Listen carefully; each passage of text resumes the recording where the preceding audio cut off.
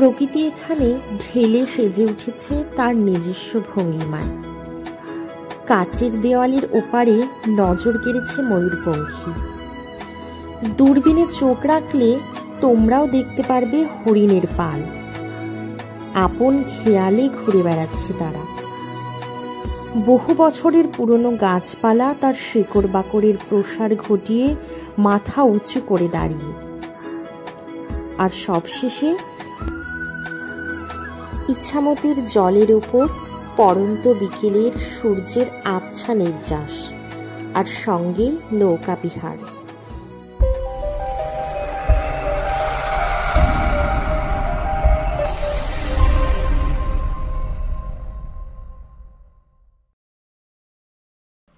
শহরের কোলাহল আর একঘেয়ে জীবনের ব্যস্ততা থেকে মুক্তি পেতে তো আমরা সবাই চাই। তাই ছুটির দিনে টুক করে এখানে চলে আসুন। ছোট্ট একটা ট্রিপ হয়ে যাবে। সেটা হলো বনগাঁর বিভূতিভূষণ অভয়ারণ্য। আশা করি এখানে সময়টা আমাদের আজকে খুবই ভালো কাটবে। তো এই ফরেস্টে তোমরা কিভাবে আসবে চলো আগে সেটা জেনে নিই। তো আজকে আমি যাত্রা শুরু করলাম আমার হোম টাউন অর্থাৎ কাঁচরাপাড়া থেকে। তবে তোমরা যারা শিয়ালদা, বিধাননগর এই সমস্ত দিক থেকে আসবে তারা শান্তিপুরগামী, কৃষ্ণনগরগামী অথবা রানাঘাটগামী যে কোনো ট্রেনে চলে আসতে পারবে চাকদা স্টেশন। তো আমরা প্রথমে চাকদা স্টেশনে পৌঁছে গেলাম। সেখান থেকে বাই বাস আমরা পৌঁছবো আমাদের ডেস্টিনেশনে। তো এখানে বাস স্ট্যান্ডে আমরা যাচ্ছি এখন। এখান থেকে সিন্দ্রানী যাওয়ার বাস, আর সিন্দ্রানী হচ্ছে বাসের লাস্ট স্টপেজ।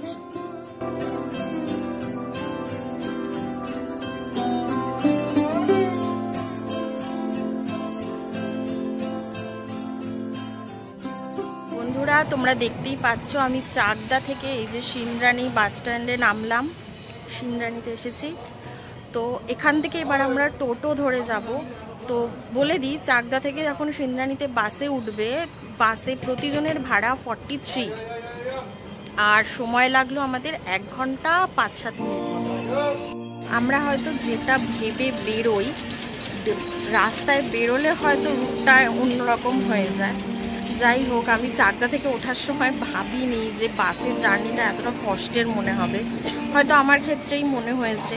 তোমরা যারা বাসে কমফোর্টেবল তাদের পক্ষে আই থিঙ্ক কষ্ট হবে না। যাওয়ার পথে টোটোতে ওঠার আগে হঠাৎ দাঁড়িয়ে পড়লাম। এখানে 65 বছরের ঊর্ধ্বে মহিলাদের দৌড় প্রতিযোগিতা চলছে।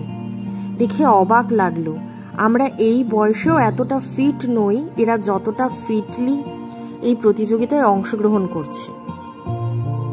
তো চলো এবার টোটোতে ওঠা যাক। টোটোতে জনপ্রতি 20 টাকা নেবে পারমাদান ফরেস্ট পৌঁছতে। আমরা টোটোয় জার্নি শুরু করলাম। কিছুক্ষণের মধ্যেই পৌঁছে গেলাম আমাদের ডেস্টিনেশনে। এটাই আমাদের আজকের ডেস্টিনেশন, বিভূতিভূষণ অভয়ারণ্য। ঢোকার আগেই টিকিট কাউন্টার থেকে টিকিট কেটে নিতে হবে। 100 টাকা টিকিট মূল্য। চলো এবার তোমাদেরকে সাথে নিয়ে আজকের দিনটা শুরু করা যাক। अच्छी लगे दिल को मेरे हर तेरी बात रे, साया तेरा बन के चलूं इतना है ख्वाब। ঢুকেই প্রথমেই তোমাদের যেটা চোখে পড়বে, লেখক বিভূতিভূষণ বন্দ্যোপাধ্যায়ের একটি আবক্ষ মূর্তি। যেহেতু তার নামেই এই অভয়ারণ্য, তাই পাশেই তার জীবনের কিছু সংক্ষেপে বিবরণ রয়েছে। আর তার ঠিক পাশেই তোমরা দেখতে পাবে অভয়ারণ্যে প্রবেশের রুট ম্যাপ।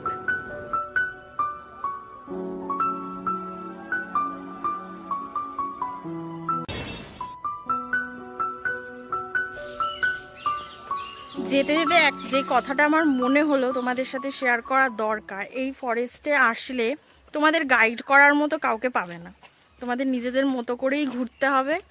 তো পুরো ফরেস্টটা কি কি আছে বলার জন্য যেহেতু কেউ নেই, তো তোমরা নিজেরা সেটা পুরো আইডেন্টিফাই করতে হবে কোথায় কি আছে। তো এটা তোমাদের আগে থেকে জেনে নেওয়া ভালো। তোমরা কতটা ব্যাকগ্রাউন্ডে দেখতে পাচ্ছ জানি না, এখানে 3-4টে ম্যাকাও রয়েছে। এত ফ্রেন্ডলি এরা, সামনে এসে লিটারেলি ওদের মতো কথা বলার চেষ্টা করছে।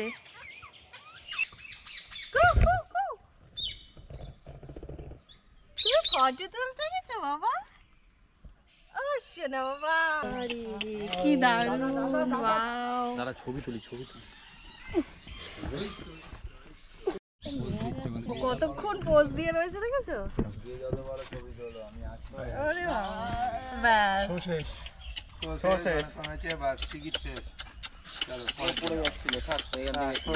ও ইয়ে, এই আওয়াজটা করলে সামনে চলে এসেছে দেখো। হবে না গো, ও খাবার চাই, থ্যাংক ইউ। এর ঠিক পাশেই রয়েছে বাচ্চাদের সময় কাটানোর জন্য চিলড্রেন্স পার্ক।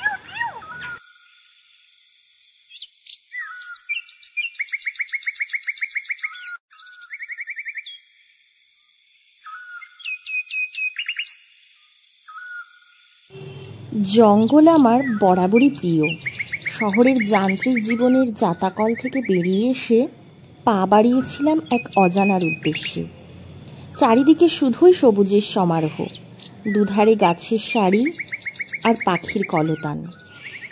হেমন্ত মুখোপাধ্যায়ের সেই বিখ্যাত গানটি মনে পড়ে যায়, পথ হারাবো বলেই এবার পথে নেমেছি।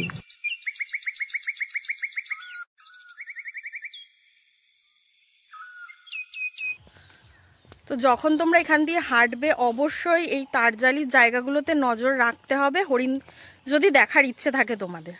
কারণ এই পুরো এরিয়াতে কোথায় হরিণ থাকবে বলা মুশকিল, তো তোমাদের খুঁজে নিতে হবে।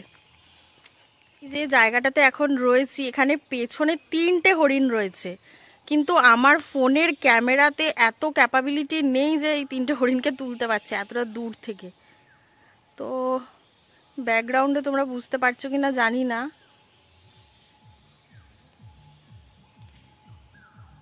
ওই যে নড়ছে দেখা যাচ্ছে।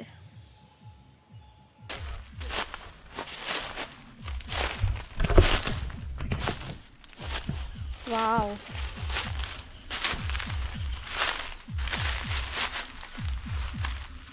কি ভালো লাগছে ভিউটা।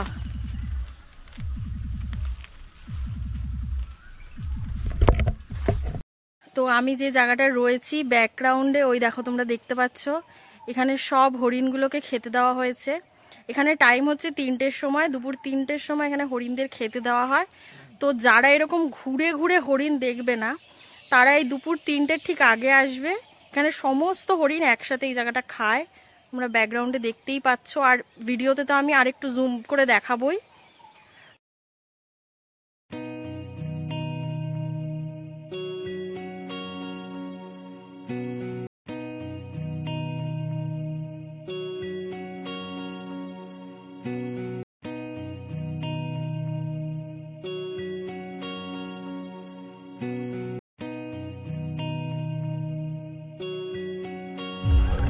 সামনেই দেখতে পাচ্ছ ইছামতি নদী।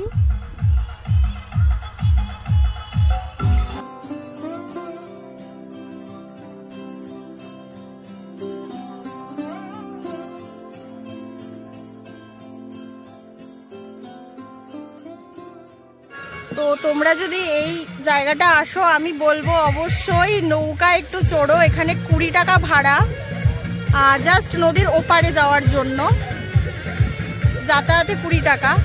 তো এই জিনিসটা তোমরা উপভোগ করতে পারবে জলাভূমির মাঝখানে।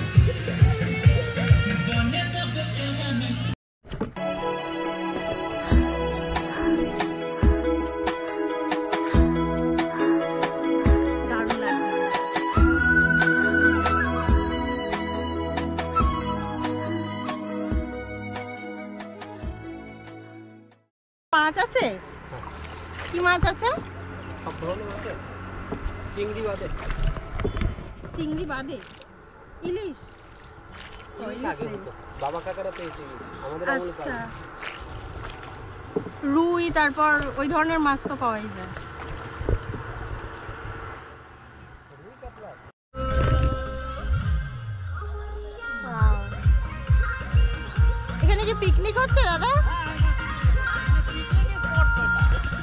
আচ্ছা, আর ওই পাড়টার নাম কি? এই পাড়টা যেই পাড়ে যাচ্ছে মঙ্গলগঞ্জ। আচ্ছা,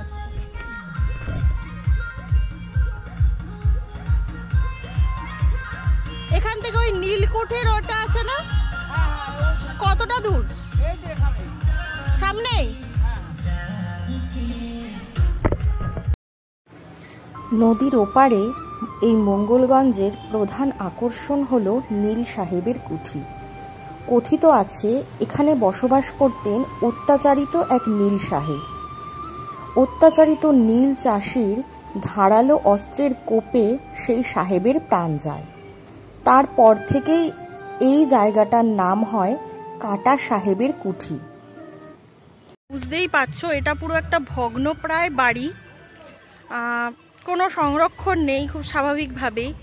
তো এটা নীল সাহেবের কুঠি অর্থাৎ কাঠা সাহেবের কুঠি হিসাবে ওখানে পরিচিত। তো তোমরা যদি বিভূতিভূষণ অভয়ারণ্যে আসো, জাস্ট নদী পার হয়ে সামনে এই নীলকুঠি সাহেবের ভগ্নাবশেষটা দেখতে পাবে। বহু শতাব্দী প্রাচীন ঐতিহাসিক বাড়িটি ভারতীয়দের ওপর ব্রিটিশদের করা বহু অত্যাচারের সাক্ষী হয়ে আজও দাঁড়িয়ে আছে। তবে অধিকাংশ অংশই আজ ধ্বংসপ্রাপ্ত।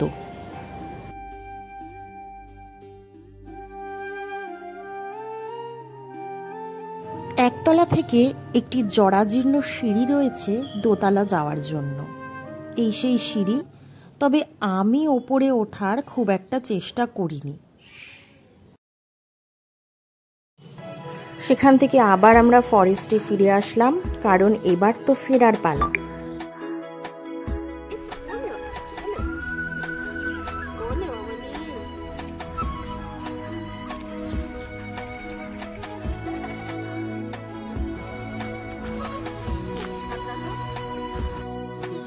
তো ফাইনালি আমরা ফরেস্ট থেকে বেরিয়ে যাচ্ছি।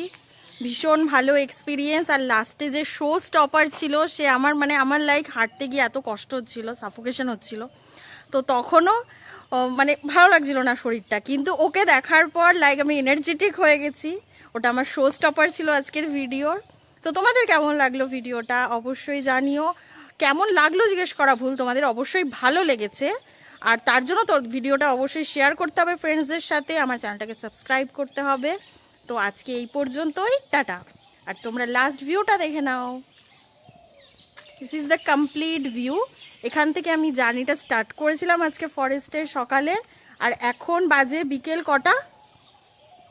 আর এখন বাজে বিকেল 4টে। আমি আমার জার্নিটা এই জায়গাটাতেই যেখানে শুরু করেছিলাম শেষ করছি, কারণ এখান দিয়ে এখন বেরিয়ে যাব। তো টাটা, লাভ ইউ।